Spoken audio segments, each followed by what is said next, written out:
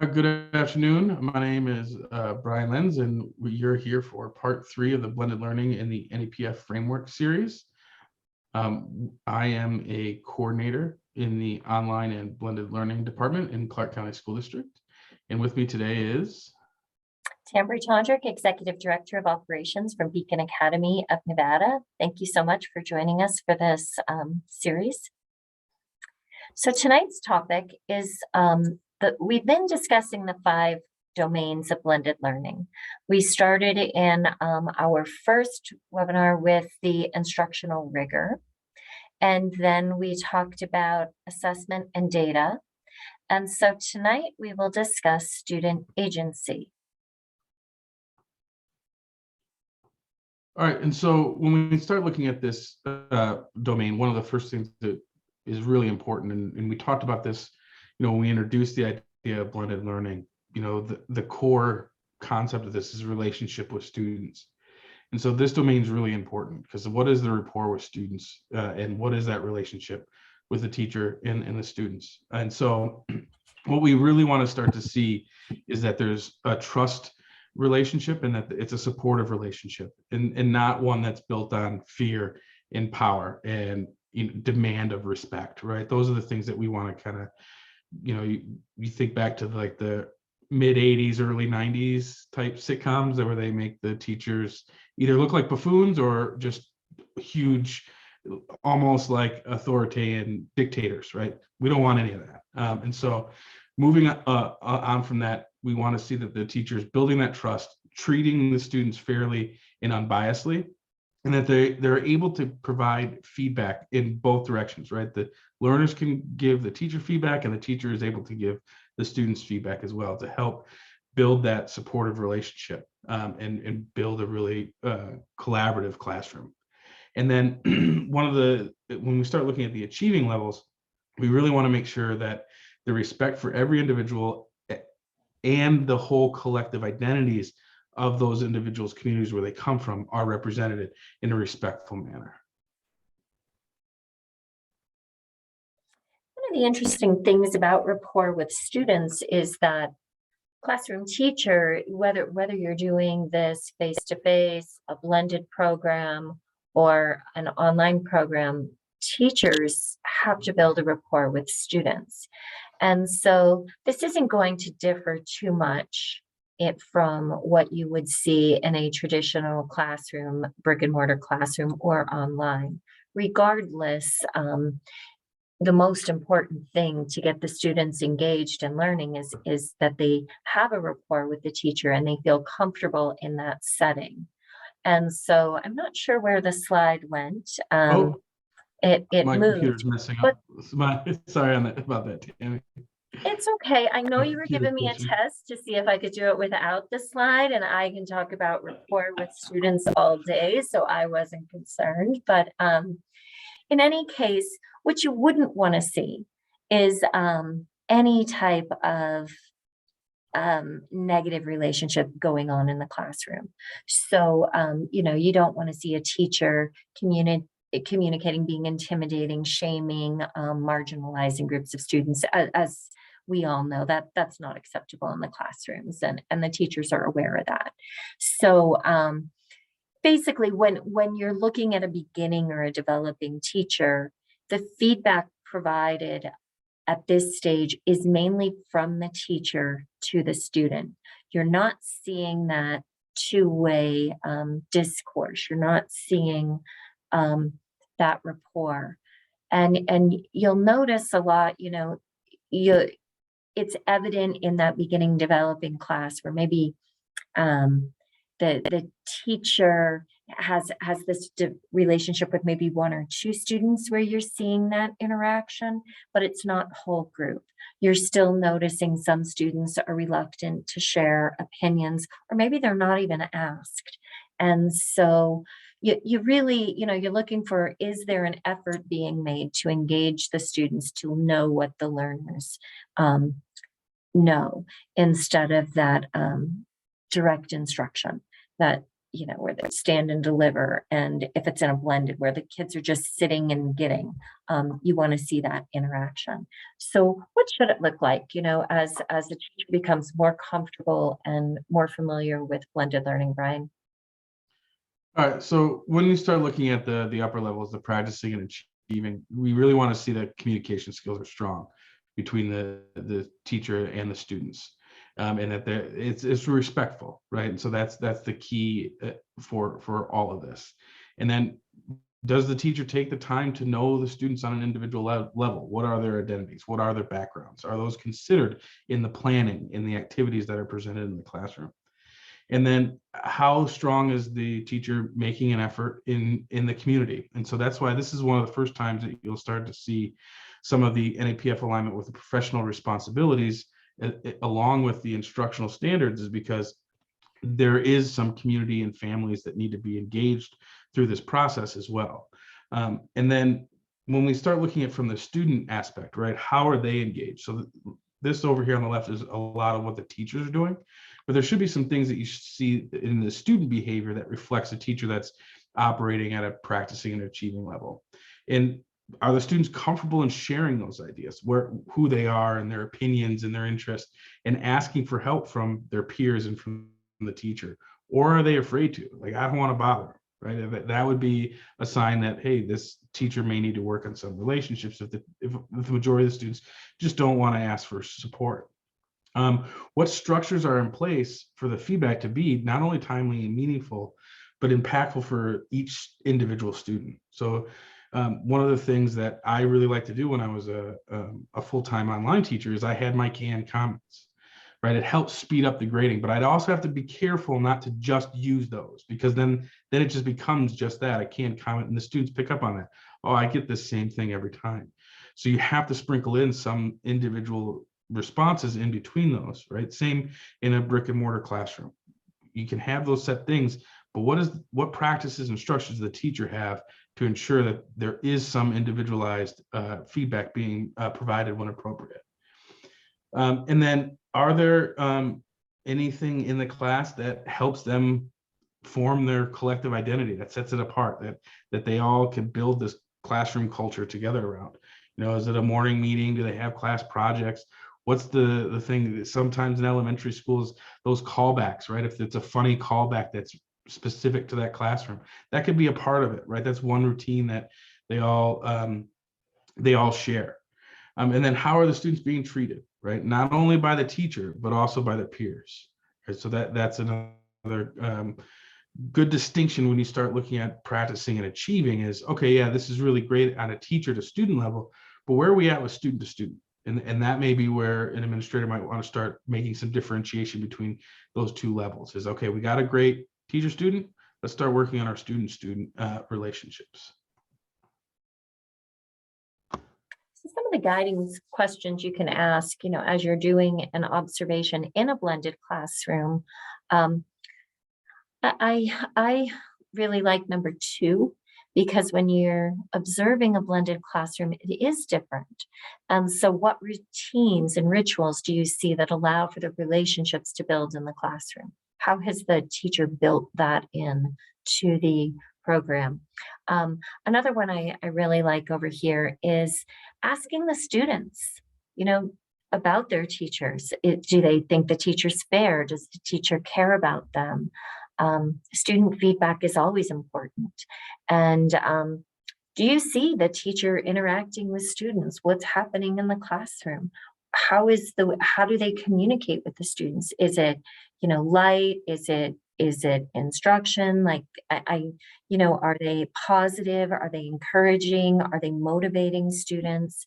And, always do you see the teacher making time to know their students? So do the students have time to go in for extra help after school, before school? Is there a mechanism for the student to reach out to the teacher if they're struggling outside of class time to get help? Things like that, so that that the teacher is supporting those students, whether they're in the classroom, blended, online. So those are just a few. I'm not going to go through all of them. Thank you. So then we can move on to the second domain here, and we start looking at self-direction of the students. So how self-sufficient are they able to do the learning and take, again, this drives home that idea of student ownership of their own learning, right? So we've talked a little bit before, a lot of these domains kind of interlace with one another. And so this one aligns really closely with how well the students are owning their own learning. And so at the beginning level, it's all teacher driven, right? They're saying, here's your goal, and I'll track the progress for you. And it may just be your standard, you have an 80% right now. And then as we start moving to up the, ability level of the teacher in blended learning practices, they're gonna maybe interact or interject some student reflection, right? Like, what can I do to start being better in the classroom? And then at the practicing level, what's setting this apart is the teacher and the students are co-setting those goals, both academic and non-academic, and the process of how it's going to be tracked, and then the reflection process is both on both parties. And then at the achieving level, we're really seeing the students become the leaders as they set those goals in those procedures. In the beginning classroom, goal setting is limited if it's done at all. It's managed entirely by the student without giving the students access to the process. So what would this look like? This would look like, by the end of class, you will complete, this number of things, where when you think about blended learning, the student should have some control over the time, the path, the pace, and the place. And so you're taking that out of a blended program, which basically means that the students are doing an activity on the computer. If it's completely just controlled and the students don't have any of this self-direction. And goal setting is done infrequently. It's not revised when progress has been made. So what if a student is finishing quicker? Does that student have options to go on in their lessons? Do they have options? What are those? And so remember that we're talking about that blended classroom where the curriculum could be online. And so they can work through their classes at different rates. And then on the student engagement side, what is the student doing? Are they able to reflect on their progress? Are they able to set their own goals for the day? Are they able to set their own goals for the course or for a project? And then academic and non-academic goal setting is happening, but students do not authentically engage in the process. So the teacher is providing the goals and managing progress monitoring. What you're going to expect to see is, again, where Brian's going to go into it, and so I won't jump into his area, but this is what you should be seeing in a blended classroom. So you want to see both short-term and long-term goals, and then the students are engaged in those. And meaning, like, what am I doing today, and how the reason that I'm doing this today applies to what the overall goal. They should have that whole big picture in mind for their lessons. And so when they start looking at it, and we've talked a little bit about learning profiles, like not only preferences and backgrounds and things like that, but everything about what their interests are, their ability levels, all of that make up their learning profile. How is that incorporated into their academic plan, that in the goal setting, and take into account their personal aspirations, right? So again, making it connect to their world. That's what all this is about. Like the more connections that we're able to make to the world, again, it's going to lead to a more enriching learning environment and experiences for the kids. And then is the teacher able to make an effort to know and welcome all the learners and their families into the classroom? So again, reaching out, understanding who your student population are, understanding the families, understanding the community at large that the school is in is a vital importance to making those connections and proper connections. And so when we look at the student level, they need to be aware of how those goals align. So again, a little bit but we talked about they're engaging, but if you ask a student, what are you doing and why are you doing it? They should be able to explain in detail what the goal of that day's lesson is and as a whole. And then the family is able to explain what's happening in the classroom and why is the teacher using this digital platform or this product? How does that fit in to the overall learning goal of the child, right? So, and their child and the student. And then, are the students able to share the progress that they're making on their goals? So, if you were asked, "Hey, are you reaching your goals when you're doing your walkthroughs and you're talking to the students?" They shouldn't look at you cross-eyed, right? They should be able to know what you're talking about and say, "Yeah, this is one of the things that I want to do is I want to be a blah, and this is going to help me with project planning." So it doesn't matter what classroom it's in, they understand that, yeah, I may not be hugely invested in biology because I don't want to be a doctor or have anything to do with sciences, but as a construction worker, I want to know how to project plan. So they should be able to identify the value in the activities that they're doing and how it applies to what they want to do. And so those are the kind of things that you're looking for as an administrator. So then what questions can you ask? When you're observing classroom, how well can the students articulate their goals? So what are you working on? What do you want to accomplish today?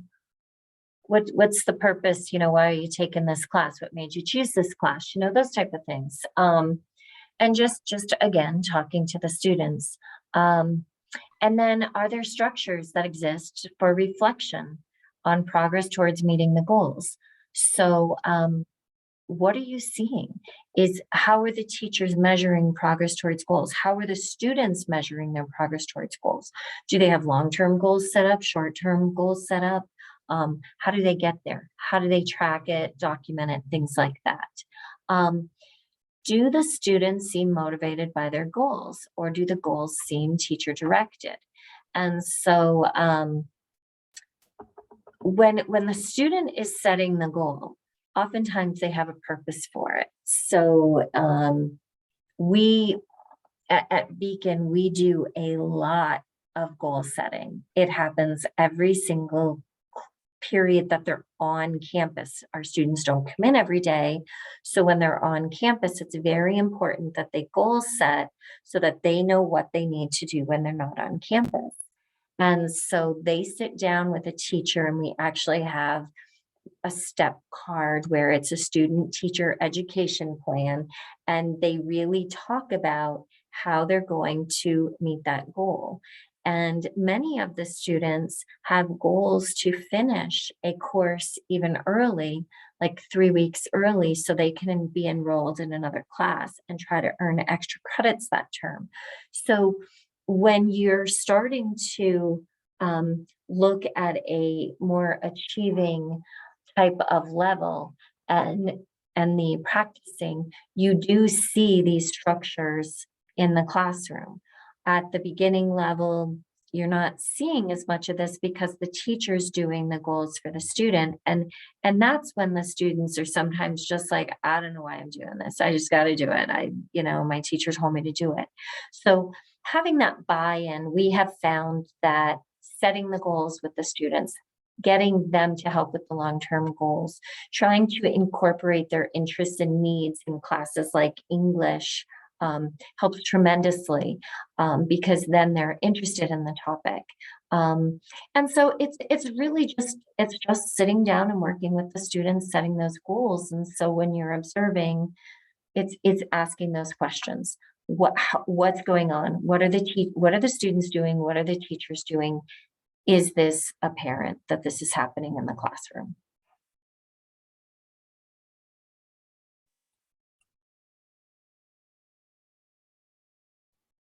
All right, thanks, Tammy. Just make sure I'm not on mute. All right, so then we go to the next domain. We have the opportunities for input. Did you want to flip this one and you take this, and then that way we're doing different slides? Or are you in a groove and ready to rock and roll? Just keep going. We're doing great. All right, Thank you for asking. good. Unless you'd like me to, All right. I wasn't sure if you were, it looked like you were coughing, so I wasn't sure if you wanted me to keep going.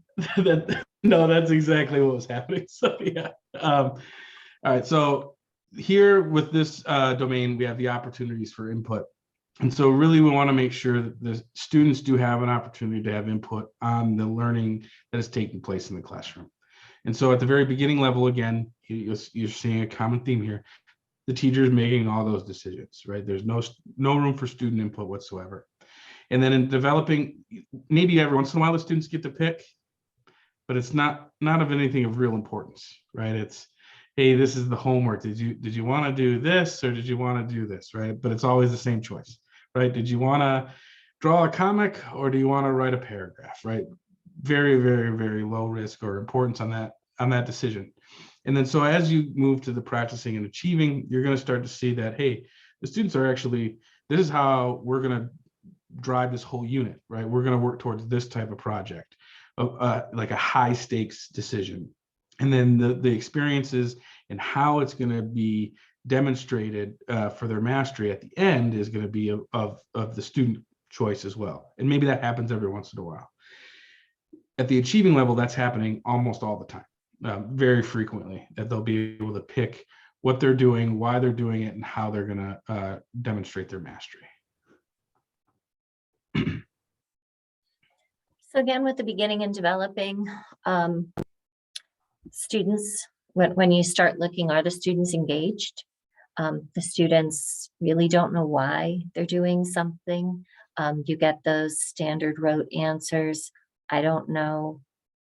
Why are we doing this? This is a waste of my time. The student really struggles to communicate the why. Students are given opportunities to make decisions about their learning. However, they are limited in importance. So maybe the teacher gives them an option like, you can put this in a paragraph or you can, put it in a PowerPoint. But again, I mean, those are the two choices, and the students, if they don't find the topic important, they don't understand the reason behind it, the relevance, you're not going to get as much buy-in.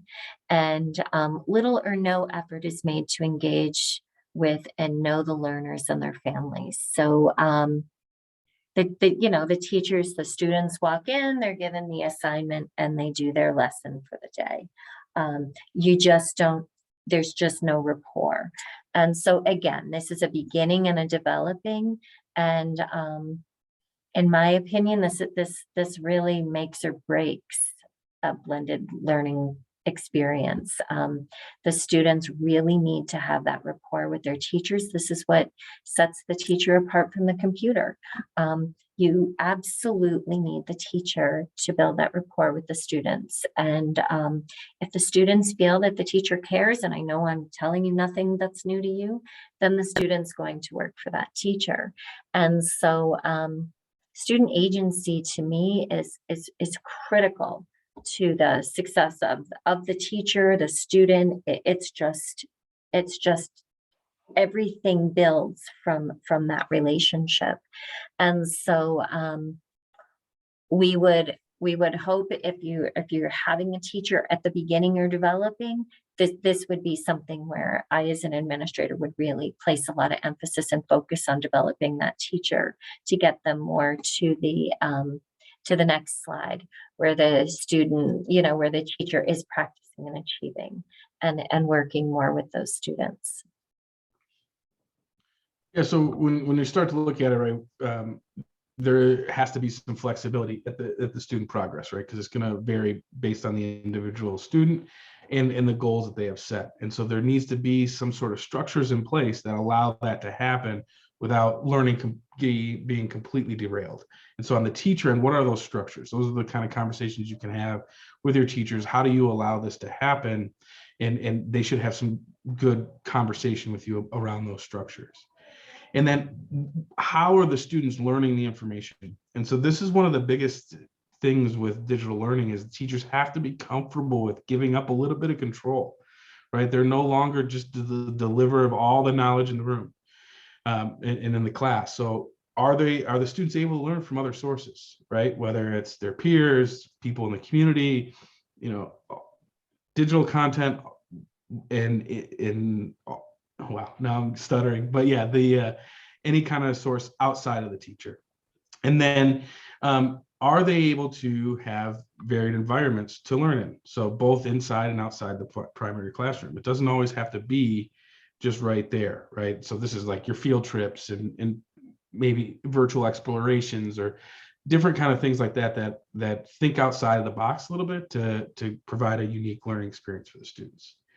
And then the students have to have some sort of choice. When we talk about their engagement, that choice is going to drive home that engagement for them. And this can be really scary. I remember teaching biology and doing a project about photosynthesis, and the students had to demonstrate their initial understanding. And I kind of left it open. But one of the students that I had was really into photography, and they asked, "Hey, can I do this through images only?" And I'm like, "Well, that sounds like you're trying to get out of doing the assignment." But I said, I'll trust the student, and it was really cool, and it connected with a lot more students in the classroom when they did their presentation. So I'm really glad that I did that activity and let them really have free reign over how they were going to do it. And that's really what the heart of practicing and achieving is for these opportunities for input. Can those students make those decisions in your classroom to show their mastery? Yeah, thanks. I would love to see that. That sounds great. Observation guiding questions. What decisions do you see students making? How are they supported in making decisions? And I know it's challenging when you're developing a class, you're providing curriculum, to always create these opportunities. But as you're developing your online curriculum and as you're you're setting up your blended activities, keep it in mind that you want to give students opportunities to make choices, that you want to give them some control. And we all know that teenagers in particular, but everybody likes to feel that they have some control over what they're doing. And so where you can make those allowances, that's what should be done. So asking students, have you made any choices about your learning? Why did you choose to work with these people? Did you choose to work with these people? Why did you choose that topic? What reflections do the teachers and students provide about opportunities for choice, support learning? Like, how are they, how many opportunities are there? Are they frequently? How is the teacher tracking student choices to ensure learning is best supported for all students? So how are they documenting? How are they monitoring progress? How are they motivating their students? So you should just really be seeing and asking yourself, what decisions are the students making? How are they supported in making these decisions? I think that's your ultimate question when you start to think about what the students are doing. Awesome. And so then when we get to the fourth domain here, we're looking at advocacy beyond themselves. So what are the students able to self-advocate and advocate for their peers as well? And so when we start looking at what it is at the beginning level, the students are relying fully on the teacher. Then we start to see, hey, are they able to advocate for their needs when the teacher asks, like, hey, do we need to go slower, faster, and the students can advocate for their needs? Or is it done unprompted? And so when it starts to become unprompted, and they're also able to do it for the classroom in general, not just for themselves, but just saying, hey, Mr. Lenz, I don't think we all understand what you're talking about right now. Can you explain it in a new way? That would be a great example of advocacy beyond themselves. And so if they're able to do it inside the classroom, great. And then the goal, though, is to get them to be able to do it outside of the school community and in the world, and take that skill with them for their life.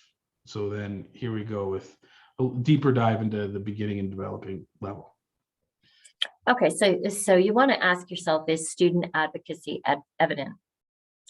The prompt is, there are not observable opportunities for students to share, needs, interests, and aspirations in the classroom.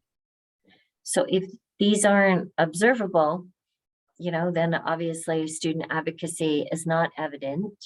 And this would be a coaching moment again, where how can you build these opportunities into your class and program? And if the students voice their needs, interests, and aspirations only when prompted, that's another indicator. So by that, we're talking about, like, if the student, if the teacher walks by, how's it going? What are you doing? They may express their interest at that time. They may just say, yeah, I got it. I'm good. Because they just don't feel that, they don't feel that there's any buy-in from the teacher. And so there really needs to be opportunities, observable opportunities for students to engage in the classroom with others, with their peers, with the teacher. There should be some interaction going on. Yeah, and this is almost a, it's either there or it's not. And so they can Yeah. be really hard to observe, especially, on like those flyby observations where you're just kind of going through. So you may need to look for like some other cues, like you said. Are they able to work in groups really well? Is the classroom community really well? What is the overall relationship with the teacher overall? And then this could just be an overall conversation that you're having in the pre-observation or post-observation conversation with the teacher. But here, one of the things that we start looking at the practicing and achieving level, it's not only are there multiple opportunities for those students to be able to express their needs, but they should be able to do it without being prompted with the teacher at the appropriate times. And so one of the things that you want to look at is what structures and practices are in place that would allow the students to do that. Is this a teacher that says, hold all your questions to the end? Because that would indicate that, hey, this doesn't look like there's the proper procedures for the students to be able to say, wait a minute, I can't wait to the end. I need this answer now. I'm not going to understand what's coming next. And so then when we start looking at how the students are engaged, making sure that they're advocating for beyond just what themselves, but why is this important to the classroom, or why is this important to the world? And so when they're expressing those kind of ideas, and again, this is a little bit more abstract, it can be a lot harder to actually observe in the classroom. And so the conversation that you have with your staff is going to be really important. And that's where these questions can help guide that conversation to get at where the teacher might be if you're not able to 100% observe it in the classroom. So when you're walking into a classroom to observe, do you hear the students sharing about their personal interests, what they want to do, any personal conversations?